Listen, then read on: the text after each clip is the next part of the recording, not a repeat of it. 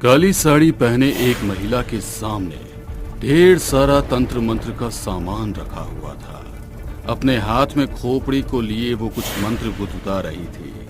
कुछ देर के बाद वो अपने बालों को खोलकर अपने सर को गोल गोल घुमाने लगी। घर में लगे हुए बल्ब कभी जल रहे थे तो कभी बुझ रहे थे। तभी अंधेरे में आंख मिचोली करती हुई एक परछाई दीवार पर प्रकट हुई। तो तुम यहाँ आ ही गए। मैंने तुम्हें यहाँ आने पर मजबूर कर दिया। तू चाहे जितनी भी कोशिश कर ले, यदि मेरी मर्जी नहीं होती तो मैं यहाँ पर नहीं आता। मगर मैं तुझे चेतावनी दे रहा हूँ, आइंदा अगर मुझे परेशान करने की गलती की तो मुझसे बुरा कोई नहीं होगा। तुझे कौन परेशान करना चाहता है? तुझे तो कैद मिलेगी ताकि तू किसी और को परेशान न कर सके। कहते हुए वो महिला और तेजी से मंत्रोच्चारण शुरू करने लगती है, मगर वो परछाई जोर जोर से हंसने लगी और बोली, तू मुझे कैद नहीं कर सकती। कहते हुए वो वहां से गायब हुआ। महिला के सामने रखा हुआ नरमुंड दो टुकड़ों में टूट गया। हवन की अग्नि बुझ चुकी थी। गुरु माँ की आंखें गुस्से में लाल हो गई। असंभव। इतने वर्षों की साधना में पहली बार ऐसा हुआ कि मैं विफल हो गई। असंभव। गुरु माँ जितनी परेशान थी उससे ज्यादा दुखी उस घर के लोग थे, जो बड़ी शिद्दत से चाहते थे कि वो अपनी साधना में सफल हो जाए और उन्हें इस बला से छुटकारा मिले। उज्जैन शहर बाबा महाकाल की नगरी, वहां पर मौजूद शमशान को भी जागृत शमशान माना जाता है। कहा जाता है जैसे काशी में करने वाले को मोक्ष प्राप्त होता है, ऐसे महाकाल की नगरी में करने वाले को भी मोक्ष मिलता है। वही महाकाल मंदिर पर दर्शन करने के बाद एक परिवार मंदिर से बाहर निकल रहा था।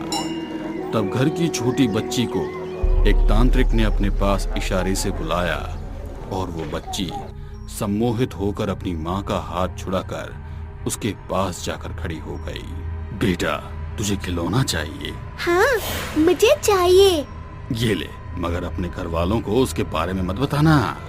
कहते हुए तांत्रिक ने उसके हाथ में एक गुड़िया पकड़ा दी। उस बच्ची ने उसे चुपचाप अपने बैग में रखा और अपनी माँ के पास आकर खड़ी हो गई।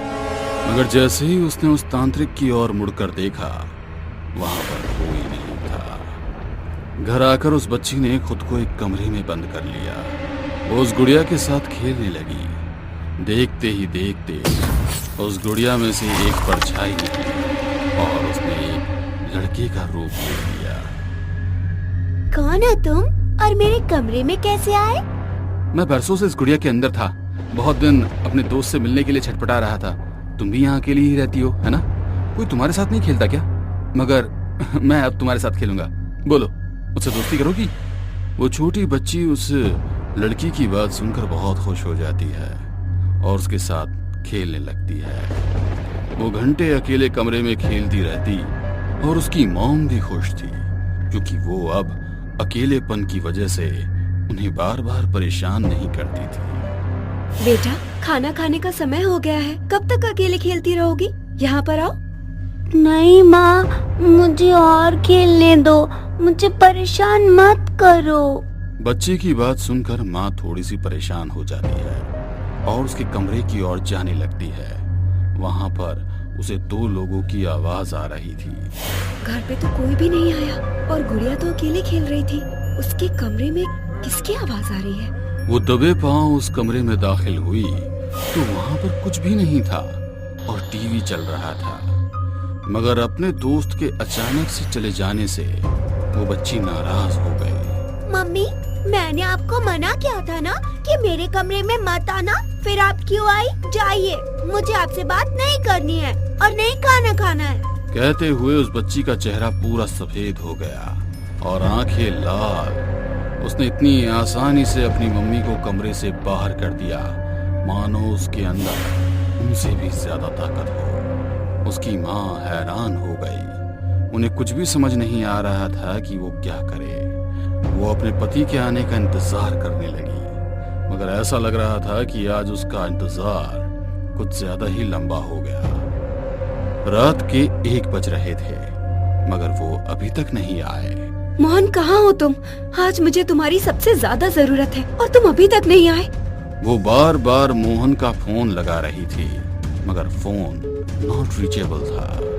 मैं ऑफिस से फोन किया तो वहां से पता चला कि मोहन ऑफिस से बहुत देर पहले ही निकल चुका है।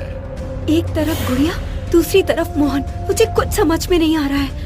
एक बार और उसके कमरे में जाके देखती हूँ। जैसे ही शिल्पी गुड़िया के कमरे की तरफ बढ़ने लगी, घर की दीवारें हिल रही थी, दीवारों में दरार हो गई और उसमें से खून बहने लगा। ये देख वो डर के कारण एक ही जगह खड़ी हो गई, मगर फिर उसे अपनी बेटी की चिंता हो रही थी, इसलिए वो धीरे धीरे उसके कमरे की ओर बढ़ने लगी। गुड़िया, कहाँ हो तुम बेटा? मेरे सामने आओ। गुड़िया।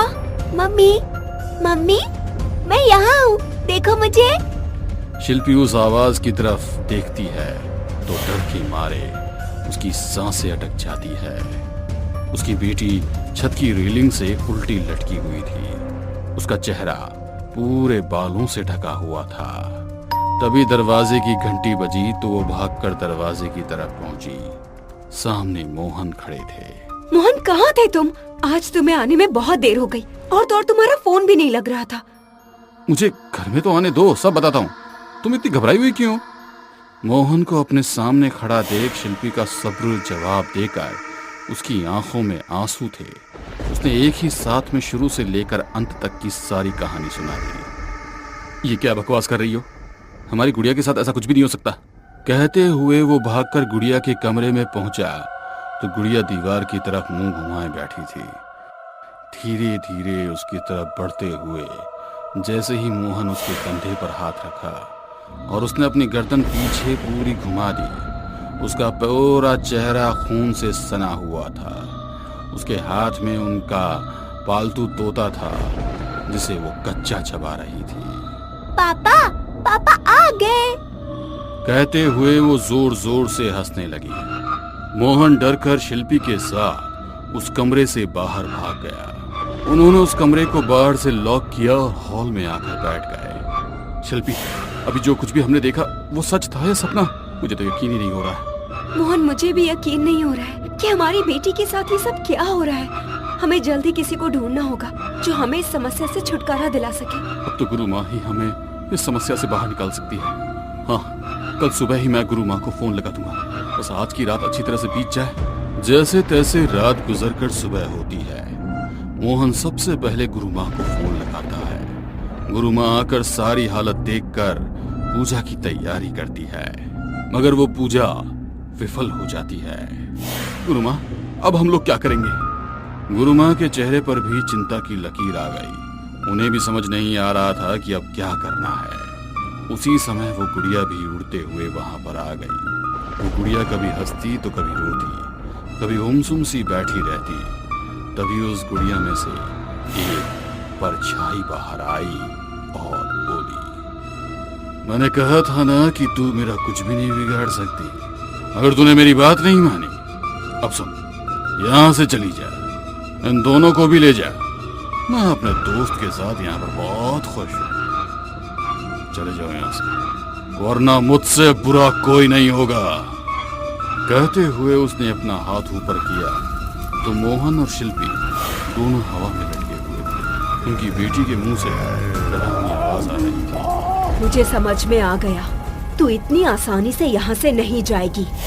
मैं पिछले 100 सालों से भटक रहा हूँ। जहाँ भी जाता हूँ लोगों को जिंदा खा जाता हूँ, मगर इस बच्ची ने मेरे साथ खेलना मंजूर किया, इसीलिए अभी तक ये जिंदा है। और यदि तुम चाहते हो कि ये जिंदा रहे तो चले जाओ यहाँ से।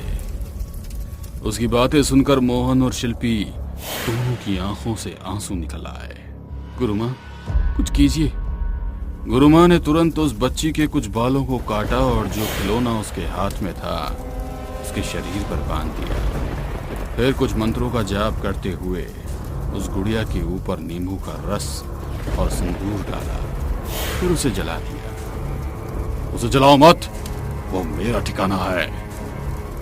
कहते हुए उसने गुस्से में अपना हाथ नीचे किया तो हवा में लटके हुए मोहन और शिल्पी दोनों नीचे गिर गए। परछाई पूरे घर के सामान को पटक रही थी। जैसे जैसे वो जल रही थी, उस बच्ची के शरीर में भी कष्ट हो रहा था।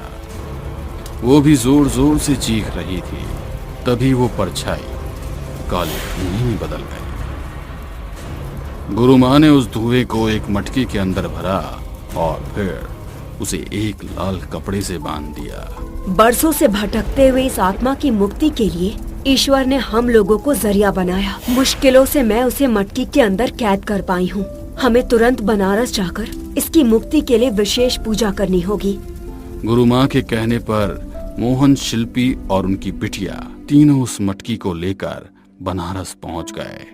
वहां पर उन्होंने बकायदा उस मटकी का अंतिम संस्कार किया और फिर श्राद्ध कर्म करने के बाद ब्राह्मण भोजन कराकर उसकी मुक्ति की प्रार्थना की।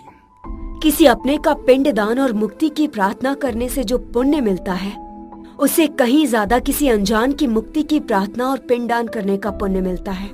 ईश्वर तुम लोगों को हमेशा सुरक्षित रखे। तुम सबका कल्याण हो, कल्याण हो, कल्याण हो, कल्याण हो।